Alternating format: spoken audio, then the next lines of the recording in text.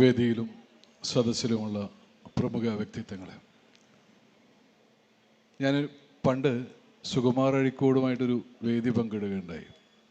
ആ സമയത്ത് അഴീക്കോട് പറഞ്ഞൊരു പ്രശസ്തമായൊരു വാക്കുണ്ട്, അത് സ്വരാജിനും കൂടി ഓർമ്മിപ്പിക്കാൻ വേണ്ടി, മീൻസ് ചില വെളിച്ചങ്ങൾ ഇരുട്ടിനെ സൃഷ്ടിക്കുമെന്ന് പറഞ്ഞ്. കറക്റ്റല്ലേ? ഈ വെളിച്ചം കാരണം നമുക്ക് ഒരാളെയും കാണാനില്ല എന്നുള്ളതാണ്. അപ്പോൾ എല്ലാ വെളിച്ചങ്ങളും വെളിച്ചമല്ല, ഇരുട്ടിനെ കൂടി സൃഷ്ടിക്കുമെന്നുള്ള കാര്യം ആദ്യമേ ഓർമ്മപ്പെടുത്തുകയാണ്.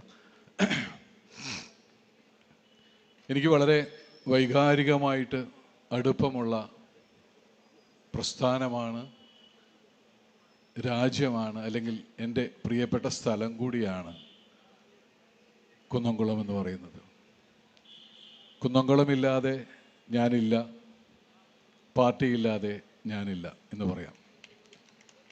കാരണം ഞാൻ വാസു നേരത്തെ സൂചിപ്പിച്ച പോലെ ഞാൻ തെരുവ് നാടകം കളിച്ചിട്ടുള്ളത് ഈ ബസ് സ്റ്റാൻഡിലാണ്.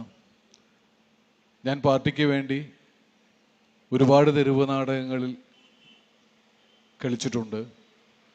കുന്നംകുളത്തിരുന്നിട്ടാണ്.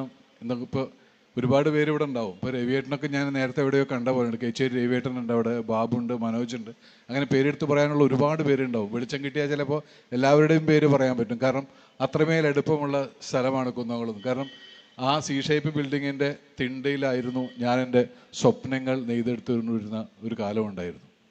പ്രിയനൊക്കെ നന്നായിട്ട് അറിയാമായിരിക്കും, പ്രിയനൊക്കെ പരിചയപ്പെടുന്നതിന് മുമ്പുള്ള കാലമാണെന്ന്. അപ്പം അതുപോലെ തന്നെ അത്രമേൽ വൈകാരികം. ഞാൻ എല്ലാ സ്വപ്നങ്ങളും കണ്ടുള്ളത് ഈ കുന്നംകുളത്തിരുന്നിട്ടാണ്.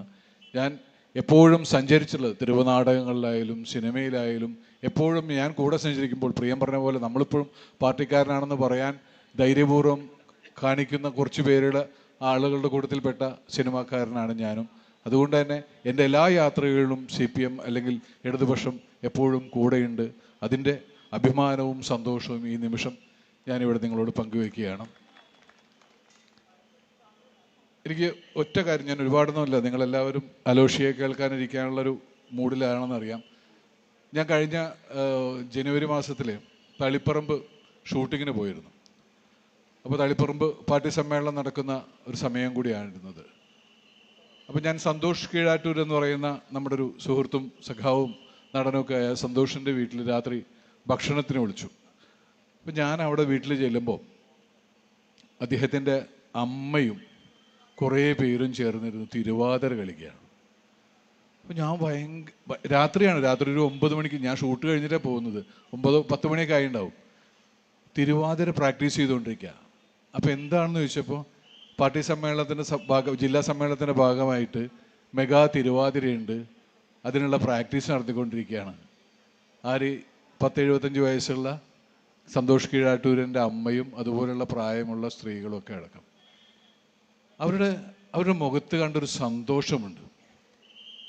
ഞാനിവിടെ പറയാൻ കാരണം, ഞാനത് സമ്മേളനം കഴിഞ്ഞ ശേഷം കീഴാറ്റൂരിനെ വിളിച്ച്, എന്താടാ സമ്മേളനം കഴിഞ്ഞ് അമ്മക്ക് കളിച്ചോന്ന് വെച്ചപ്പോൾ, അമ്മ കളിച്ചോന്ന്, അമ്മയുടെ മുഖത്ത് കണ്ടൊരു സന്തോഷം. ഞാൻ പറഞ്ഞു, അന്ന് ഞാൻ കണ്ടു, അതൊന്നല്ല ഇർഷാദക്ക, എനിക്ക് നാഷണൽ അവാർഡ് കിട്ടിയാൽ പോലും ഇത്ര തിളക്കം ആ മുഖത്ത് കാണില്ല, അത്രമേൽ സന്തോഷമാണ് അവരുടെ മുഖത്ത്. ഇത് ഞാനിവിടെ പറയാനുള്ള കാരണം എന്ന് വെച്ചാൽ, ഇങ്ങനെ നമ്മുടെ പാർട്ടിയുടെ ഭാഗമായിട്ട് സ്ത്രീകളൊക്കെയുള്ള വേദികളൊക്കെ നമ്മൾ ഒരുക്കുന്നുണ്ടെങ്കിലും, തുടക്കത്തിൽ ബേബി സഖാവ് പുസ്തകം വരാൻ വൈകിയതിലുള്ള ജാഗ്രത കുറവിനെ പറ്റി പറയുന്നത് പോലെ തന്നെ നമ്മുടെ പാർട്ടിക്ക് അല്ലെങ്കിൽ നമ്മുടെ സാംസ്കാരിക പ്രവർത്തകർക്കിടയിൽ ഒരു ജാഗ്രത കുറവ് പലയിടങ്ങളിലും കാണുന്നുണ്ട്. എന്തുകൊണ്ടെന്നാൽ പലയിടങ്ങളിലും പല അമ്പലത്തിൻ്റെയും പള്ളിയുടെയൊക്കെ പേരിൽ ചില ഒളിച്ചു കടത്തലുകൾ നമ്മുടെ നാട്ടിൽ നടന്നുകൊണ്ടിരിക്കേണ്ടത്. അത് നമ്മളെല്ലാവരും അറിയാൻ വേണ്ടി ഞാൻ പറയുന്നതാണ്. പല ഒളിച്ചു കടത്തലുകളും നാട്ടിൽ നടക്കുന്നുണ്ട്. തീർച്ചയായിട്ടും ആ ഒളിച്ചു കടത്തലുകൾ ഇപ്പം സിനിമാ മേഖലയിലായാലും സാംസ്കാരിക രംഗത്തായാലും എല്ലാം ഒളിച്ചു കടത്തലുണ്ട്. പക്ഷേ സ്ത്രീകളെ കൂടി ഉൾപ്പെടുത്തിക്കൊണ്ടുള്ള ചില പരിപാടികൾ, ഇപ്പം ഞാൻ പറഞ്ഞുതരാം. ഇപ്പം അവരെ ആദ്യം തിരുവാതിര കളിക്കാൻ വിളിക്കും, പിന്നെ നാലമ്പല യാത്ര എന്ന് പറഞ്ഞിട്ടൊരു വിളി കൊണ്ട് കൊണ്ടുപോകും. അപ്പോൾ ഈ സ്ത്രീകളെ സംബന്ധിച്ചിടപ്പോൾ ഈ സന്തോഷ് കീഴാറ്റൂരിൻ്റെ അമ്മ എത്രയോ കാലങ്ങളായിട്ട് സന്തോഷ് അഭിനയിക്കുന്നത് കാണുന്ന, പക്ഷെ അവർക്കൊരു വേദി കിട്ടുന്നു എന്ന് പറയുമ്പോൾ അവർ പോയിട്ട് നമ്മുടെ പാർട്ടി സമ്മേളനത്തിലാണ് ഈ പങ്കെടുക്കുന്നത്. പക്ഷേ അതല്ലാതെ പല സ്ത്രീകൾക്കും പുറത്തേക്കൊരു യാത്ര പോകാനോ പുറത്തേക്കൊരു വേദി പങ്കിടാനോ ആളുകളുമായിട്ട് ഇടപഴകാനുള്ള ഒരു അവസരങ്ങൾ നമ്മൾ ഒരുക്കി കൊടുക്കുന്നില്ല എന്നുള്ളതിൻ്റെ ഭാഗമായിട്ട് ചില ആളുകൾ ഇതിനെ നാലമ്പല യാത്രയിലേക്ക് കൊണ്ടുപോവുകയും തിരിച്ചു വരുമ്പോൾ ശശികലയുടെ പ്രസംഗവും വണ്ടിയിൽ കേൾപ്പിക്കുക. കുഴപ്പമില്ല. ഇങ്ങനെ വേറെ രീതിയിലേക്കുള്ള ആളുകളെ അവരിങ്ങനെ നുഴഞ്ഞുകയറ്റം നടത്തുന്നുണ്ട്. ആ ഇടങ്ങളിലേക്ക് നമ്മൾ ജാഗ്രത പാലിച്ചുകൊണ്ട് മുന്നേറണമെന്നുകൊണ്ടാണ് ഈ സാംസ്കാരിക സമ്മേളനത്തിൽ എനിക്ക് പറയാനുള്ളത്. കുന്നംകുളം എന്ന് പറയുമ്പോൾ നേരത്തെ പ്രിയം പറഞ്ഞ പോലെ ബെന്നിയേട്ടൻ, ഞാൻ ആദ്യമായിട്ട് ക്യാമറയുടെ മുമ്പിൽ ഒരു ക്യാരക്ടർ ചെയ്യാൻ നിൽക്കുന്നത് ബെന്നിയേട്ടൻ സംവിധാനം ചെയ്ത നമ്മൾ വാസൻ പുത്തൂർ എഴുതിയ ഒരു ഷോർട്ട് ഫിലിമാണ്. അന്നത് ടെലിഫിലിം എന്നാണ് എഴുതുന്നത്, അന്നത്തെ പേര്. അഭിനേത്രി എന്ന് പറയുന്ന ടെലിഫിലിമിലാണ് അഭിനയിച്ചത്.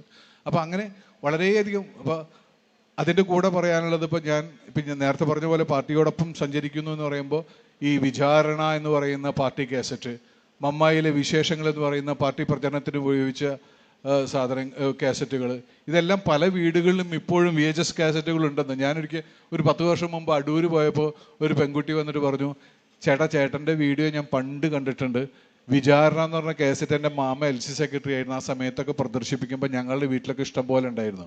അപ്പോൾ ഡിജിറ്റൽ മീഡിയ ഏറ്റവും ഫലപ്രദമായിട്ട് ഉപയോഗിക്കാമെന്ന് ആദ്യം കണ്ടുപിടിച്ചത് നമ്മുടെ പാർട്ടിയാണെങ്കിലും ഇപ്പോൾ പല സ്ഥലങ്ങളും ഇപ്പോൾ നമ്മൾ പ്രതിരോധം, ഇപ്പോൾ സോഷ്യൽ മീഡിയയിൽ നമ്മൾ ഭയങ്കര പിറകിലാണെന്നാണ് ഞാൻ വിശ്വസിക്കുന്നത്. കാരണം ഇപ്പോൾ പ്രിയാനന്ദൻ്റെ പ്രിയനെ ഓർമ്മയുണ്ട്, പ്രിയനെ ചാണകം എറിഞ്ഞതിന് ശേഷം നമ്മളൊരു പോസ്റ്റ് ഇട്ടതിൻ്റെ ഭാഗമായിട്ട് എന്തുമാത്രമാണ് ആക്രമണം ഉണ്ടായത്, ഭയങ്കരമായിട്ട്. അതുപോലെ തന്നെ ഈ രാഹുൽ മാങ്കുട്ടൻ എന്ന് പറയുന്ന ഒരു മനുഷ്യൻ ഭീകരമായിട്ട് എന്നെ തെറി വിളിക്കുന്നുണ്ടായിരുന്നു ഒരു കാലത്ത്.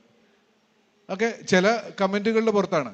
ഇവിടെയൊക്കെ നമ്മൾ പ്രതിരോധത്തിൽ. അപ്പോൾ നമ്മുടെ സോഷ്യൽ മീഡിയ, ഇപ്പോൾ നമ്മൾ ആദ്യമായിട്ട് നമ്മളാണ് ഈ ഡിജിറ്റൽ മീഡിയയൊക്കെ വളരെ വിപുലമായിട്ട് പ്രചരണത്തിന് ഉപയോഗിക്കാം, അല്ലെങ്കിൽ ആൾക്കാരെ ഉന്നമന ആളുകളുടെ ഇടയിലേക്ക് എത്തിക്കാൻ വലിയ സ്വാധീനമുള്ള, അല്ലെങ്കിൽ